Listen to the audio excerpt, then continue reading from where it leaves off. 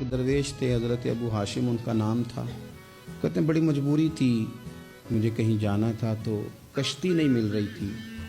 اچانک ایک کشتی گزرنے لگی تو میں بھی سوار ہونے لگا تو ملاح نے مجھ سے کہا کہ یہ ایک صاحب بیٹھے ہیں, بڑے امیر ہیں, ساتھ ان کی کنیز ہے, انہوں نے مجھ سے بک کر لی ہے ساری کی ساری. کیا عقیدہ سی سالم کرا لیا ٹانگا, وہ ساری کی ساری بک کر لی ہے تو میں تو کسی کو نہیں بٹھا سکتا. تو وہ جو صاحب بیٹھے تھے بڑے سیٹھ آدمی تھے, کہنے لگے میاں آپ کسی اور کشتی میں. اور جو ان کی کنیز تھی نا وہ کہنے لگی چہرے سے کوئی نیک آدمی لگتا ہے, چلو اتنی سواریوں کی جگہ ہے, کسی کونے خدرے میں بیٹھ جائے گا, ہمارا کیا جائے گا. کہا اچھا چلو آ جاؤ.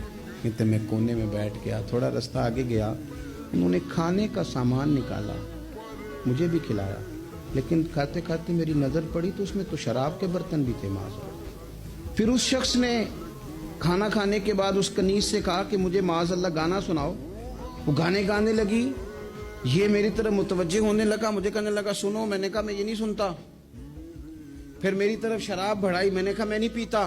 تو کہنے لگا تو کیا سنتا ہے, تو کیا سنتا ہے. تو کہنے لگے میں سناؤں کیا سنتا ہوں.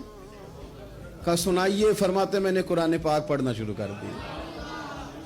تو کہتے ہیں میں نے اسے چند آیتیں سنائیں, اس کی تو کیفیت ہی بدل گئی. کہنے لگا مولانا زندگی بڑی گناہوں میں گزری ہے, اب توبہ کر لوں تو مالک معاف کر دے گا. کارنامے خطرناک ہیں, پیچھے رجسٹر کالا سیاہ, معافی ہو جائے گی. دولت بڑی تھی تو پھر ہم نے بھی شراب کباب شباب میں اڑا دی ساری, معاف کر دے گا.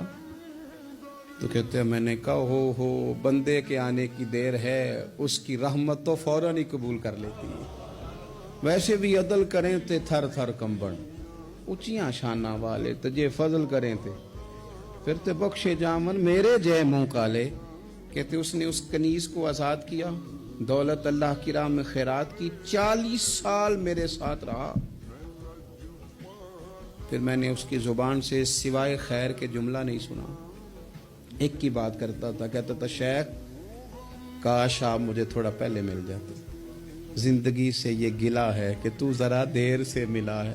پہلے مل جاتے نا تو شاید میری زندگی کچھ اور دن بن جاتے, تھوڑی دیر اللہ والے کی صحبت.